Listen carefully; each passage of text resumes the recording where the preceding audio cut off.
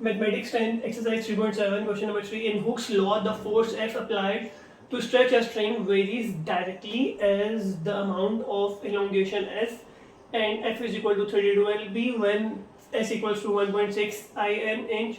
Find S when F equals to 50 pounds. Find F when S is equal to 0.8 inch. तो इसके parts हैं, part solve करना शुरू करते हैं सोल्यूशन में.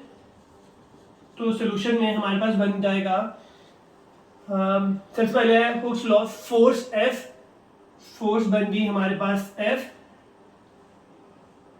Varies directly as the amount of elongation S. तो वेरीज डायरेक्टली एज S.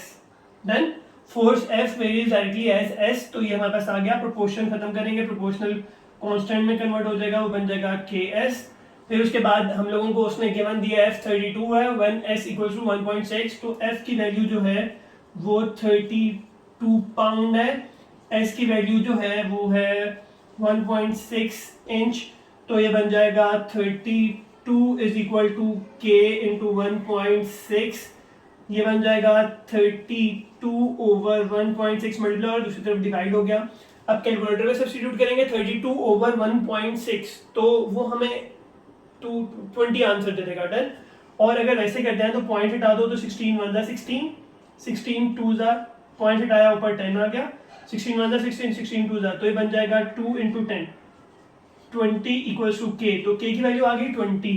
तो अगर K की वैल्यू आ रही है हमारे पास 20 तो सब्स्टिट्यूट करेंगे हम लोग इक्वेशन नंबर 1 में, जो कि बन जाएगी F is equal to 20S.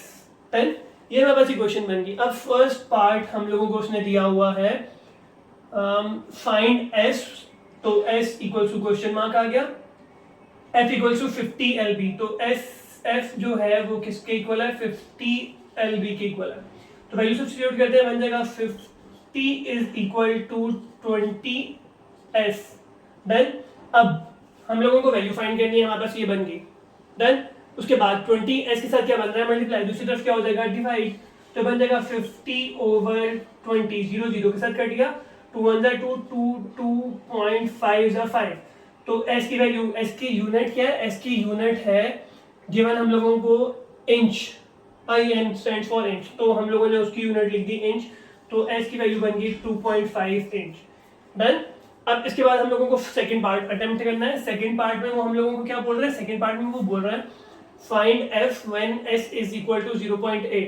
तो हम लोगों को फाइंड करना है F में S की वैल्यू जो है वो 0.8 इंच है.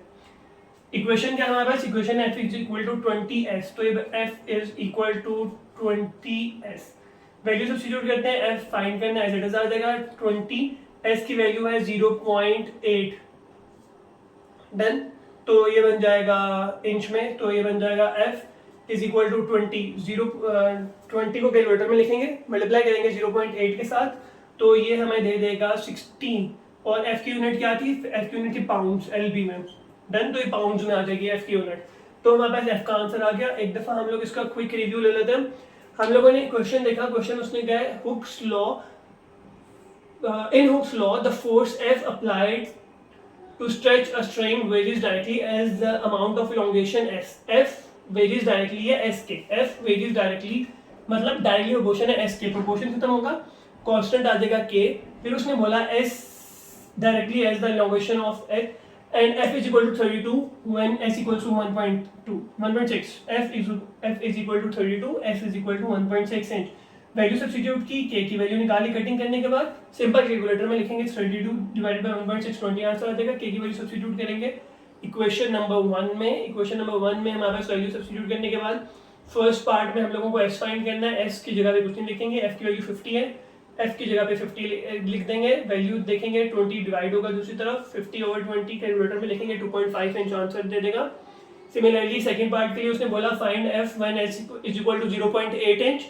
तो F फाइंड करना है, वो क्वेश्चन मार्क आ जाएगा. S is equal to 0.8 inch है. F is equal to 20S. S की वैल्यू 0.8 पुट की. 0.8 इंटू 20 कैलकुलेटर में लिखेंगे. आंसर में हमारे पास F is equal to 16 inch आ जाएगा.